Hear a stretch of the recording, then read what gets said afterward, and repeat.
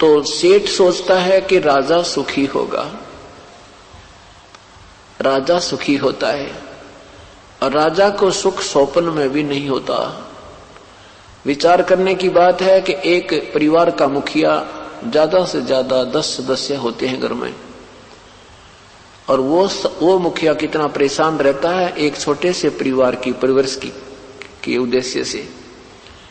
और राजा तो एक पूरी पृथ्वी का पिता हो जाता है, अपने क्षेत्र का पिता होता है। उसको हर क्षेत्र में कोई फ्लड आ जाती है या कोई भूकंप से हानि होती है या किसी और कारण से काल गिर जाता है या कोई वैसे कोई सांप्रदायिक दंगे हो जाते हैं, राजा को चैन दिन रात नहीं रहती। फिर अपनी सीमा की सुरक्षा के लिए दिन रात उद्रकता रहता है। कभी अपने ही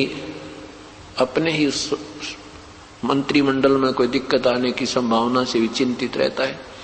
तो कहते हैं परमात्मा कहते हैं अब कोई सुख ही नहीं है। अब हम फिर सोचते हैं कि भाई जैसे बचपन था, फिर बड़े हुए, बड़े होकर फिर सोचें भाई बच्चे होंगे आनंद हो जाएगा, पुत्र पुत्री होगी, फिर उनकी शादी करेंगे आनंद हो जाएगा। अब शादी भी कर दी, फिर सोचा बुढ़ापे में सुख होगा, चैन से रहा करूंगा, अपने सब कार्यभार बच्चों को संभाल दूंगा, मैं अपना सुख का सांस लूंगा। परमात्मा कहते हैं भूल जाए इन बातों को, सुख का सांस और इस काल के कोल्लू में स्वप्न में भी नहीं हो सकता प्राणी को यहां सुख का सांस ले लेगा। अब संतान शादी कर दी, कभी कोई पोता बीमार है, कहीं कोई पोती बीमार है, या बेटा बीमार है, या बेटी विधवा होगी, या पुत्र की पत्नी की मृत्यु होगी। कहने का भाव यह है कि उस प्राणी को और ज्यादा चिंताओं का ढेर हो जाता है। इस प्रकार परमात्मा कहते हैं कि यदि तुझे सुख चाहिए तो केवल परमात्मा की भक्ति में लगा रहे, और इसकी भक्ति करते करते भी यदि तुझे कोई परेशानी आती है तो शुक्र मना उस मालिक का कि तू चरणों में था, चरणों में नहीं होता तो महा और ज्यादा कष्ट हो जाना था। जैसे हमने कई अनजान बहन भाई जो तत्व ज्ञान से परिचित नहीं होते, परमात्मा के संविधान से पूर्ण रूप से जानकार नहीं होते, तो मन में थोड़ा सा कोई हानि हो जाती है तो खोट पैदा कर देते हैं। इस परमेश्वर के चरणों में आने से पहले भी हम यही कहते हैं, आने के बाद भी बार बार यही आपको याद दिलाते हैं कि पूर्ण परमात्मा की शरण में आने के पश्चात और परम संत के माध्यम से दो ही बातें होती हैं, या तो हानि होगी नहीं, और होगी तो महाभयंकर मार, या होगी तो आपकी कोई वीकनेस के कारण, आपकी कोई जो है गलती के कारण, कमजोरी के कारण होगी। और दूसरी ये बात है कि या फिर ज्यादा भयंकर हानि होनी हो, बहुत कम में टलेगी। कई अनजान भक्त आत्मा बहन भाई कहते हैं जी ये भी काम, हमने पाठ भी करा दिया, हम तो जोत भी चढ़ा दिया उनके लिए, और सत्संग में भी आते रहते हैं, फिर भी हमारा ऐसे नुकसान हो गया। अब ये पहले तो ये कहना ही नादानी है, ये कमजोरी। हम उनको कहते हैं फिर आपने कोई गलती की होगी, कहने लगी, कहते हैं नहीं हमने कोई गलती भी नहीं की। तो पहली गलती तो ये है कि हमने न्यू कर दिया, पाठ भी करवा दिया, हमने जोत भी चढ़ा दी, हर सत्संग में भी आते हैं, फिर भी हानि होगी, यह भी कमजोरी ही है, यह भी गलती ही है। भगवान के विषय में ये कहना नहीं चाहिए। ये ऐसा कह रहे हो आपको ज्ञान कति नहीं। पहली बात तो यह है कि आप ना तो दान कर सकते, ना पाठ करा सकते, ना आप जोत चढ़ा सकते। क्यों नहीं चढ़ा सकते? क्योंकि हमारे ऊपर अन्य आपत्तियों का इतना ढेर है। कहीं डॉक्टर के पैसे लग जाते, कोई घर का सदस्य शराब पीने लग जाता, वो सारा काम बिगाड़ देता है। तो ऐसे तो हम पैसे बर्बाद कर सकते थे, पुण्य पर भी परमात्मा ने ही आपके लगवाए हैं, आपको सद्बुद्धि दे के, हौसला दे के, अंदर प्रेरणा दे करके, आपके कई अड़े हुए कामों को रोक के।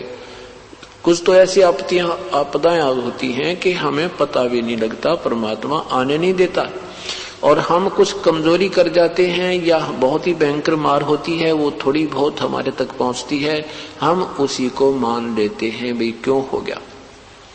कारण यह है कि हम यहाँ सुनते हैं कि हमारे ऊपर कोई आपत्ति आनी ही नहीं चाहिए, उस भक्त ने को परमात्मा ने ऐसा प्रोटेक्शन दिया, ऐसा बचाव दिया, उस भक्त को ऐसे लाभ हुआ। फिर कहता है कि मुझे क्यों नहीं हुआ, मुझे ऐसी हानि क्यों हुई। इसके भी बहुत गहरे, इसका भी गहरा विचार होता है, इसका कोई और कारण होता है। जैसे कई ऐसी पुण्य आत्मा हैं जिनके पिछले भी पुण्य संस्कार आपके उनके साथ हैं, और कुछ ऐसी हैं जिनके पिछले पुण्य इतने नहीं हैं, फिर उन्होंने अब तैयार करने हैं, उनको थोड़ा सा इंप्रूव होने में टाइम लगेगा। जैसे एक भयंकर बीमार हो, एक थोड़ा बीमार हो। थोड़ा बीमार तो 2 दिन की गोलियां में ठीक हो जा, और ज्यादा बीमार हो माने 3 महीने गोली खानी पड़ जाए जब जाकर सेट होए। तो इस तरह अपनी स्थिति को समझकर प्रभु को उल्हाना नहीं देना चाहिए। अब जैसे किसी ने कंबल ओढ़ लिया और फिर भी सर्दी महसूस हो रही है, तो कोई न्यू क्या मैंने कंबल भी ओढ़ रखा है, स्वेटर भी पहन रखी है, और फिर भी जाड़ा लग गया, क्या फायदा हुआ इस स्वेटर और कंबल का। तो क्या कह सकता है समझदार व्यक्ति ये बातें। आज हम भक्ति मार्ग में ऐसे हैं, जब कंबल भी ओढ़ रखा है, स्वेटर भी पहन रखी है, और फिर भी सर्दी सता रही है, तो सर्दी ही ज्यादा है। कंबल और स्वेटर ने अपना प्रोटेक्शन जितना उनकी औकात थी वो कर रखा है। अगर यदि ये भी ना होते तो आपको सीधा नमूनिया हो जाना था, मृत्यु हो जानी थी आपकी। तो इसी उसका तरीका क्या है, कंबल को उठाकर फेंक देना या स्वेटर निकालकर डाल देना समझदारी नहीं है। उसका तो और ऐसा ही तरीका अपनाना पड़ेगा, उसको बढ़ाना है, उस प्रोटेक्शन के तरीके को, सर्दी से बचाव के तरीके को बढ़ाना है। जैसे एक कंबल और जोड़, एक और ओढ़ ले, उससे भी नहीं बात बनती है तो को रजाई का प्रबंध कर, तभी वही समझदारी है। तो जैसे हम एक पाठ कराते हैं, जोत बोल दी है, 10 रुपए दान किया है, फिर भी हमें राहत नहीं मिली है, तो यही तरीका है और कोई तरीका नहीं। इसी डोज को और बढ़ाओ और एक दिन देखना सब ठीक हो जाएगा। हम शीघ्रता भी ज्यादा करते हैं। नाम लेने के बाद अगर रास्ते में कोई ठोकर भी लग जाए, अंगूठा फूट गया, तो हम यही सोचते हैं कि ये क्यों हुआ, नहीं होना चाहिए था। छोटी सी हानि भी हो जाती है तो हम मन में करते हैं हमारे क्यों हुई ये, हम और मन में अनजान व्यक्ति यूं कहते हैं हमें क्या फायदा हो रहा है। और पहले हम जो पूजाएं करते थे देवी की, देवताओं की, 4 ईंट लाकर मंडी मसानियों की, वहां चाहे कितना ही नुकसान हो जाता और कभी मन में ना आई कि ये नुकसान क्यों हो गया, हमें इनकी पूजा करे। कारण क्या है कि वहां तो काल का बोलबाला था। काल तो यही चाहता है कि ये अपना शास्त्र विरुद्ध साधना में लीन रहें और मरते खपते रहें। और यहाँ आते हैं तो हम ये सुख सुनकर आते हैं कि वहां जाने से ये लाभ होता है।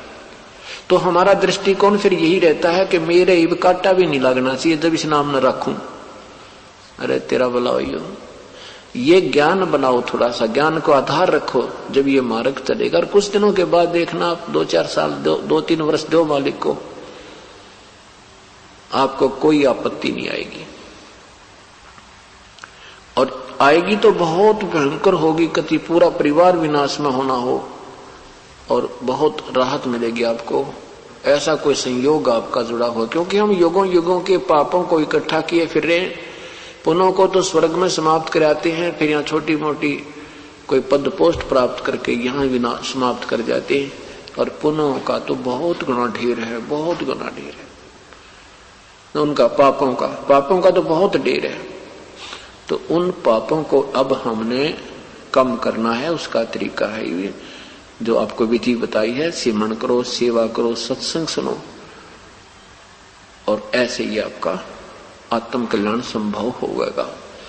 तो परमात्मा कहते हैं इसमें थोड़ी सी शांति रखो। धीरे धीरे रे मना, धीरे सब कुछ होवे, माली सींचे सो घड़ा, समय आवे फल होवे।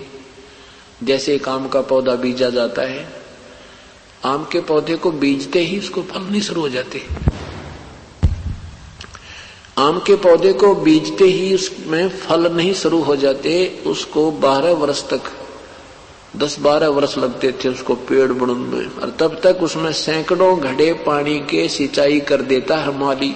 वो जानकार व्यक्ति जिसको पता है कि ये आम का बीज है और इससे ही फल लगेंगे, इतने लगेंगे कि 2 पीढ़ी तक समाप्त नहीं होंगे। इस दृष्टिकोण से उस वृक्ष को, उस पेड़ की वो परवरिश करता है, और जब बड़ा हो जाता है फिर देख फल लद पद हो जाते हैं। आप भी खावे, पड़ोसी भी तोड़ दे जावे, रिश्तेदारी तक पहुंचा जाता है। इसी प्रकार ये राम नाम का आम आपने बीजा है, इसको बड़ा होने दो थोड़ा सा, शीघ्रता मत करो। थोड़े से दिन देखो, मालिक का इंतजार करो उस दिन की, फिर देखना तुम होए। आपको स्वप्न में भी दुख नहीं आएगा, और आएगा तो इतना हल्का होकर जाएगा। आपको महसूस हो जाएगा कि हाँ ए भगवान, आपने बहुत शुक्र रखा हमारा, आपको ऐसा महसूस हो जाएगा।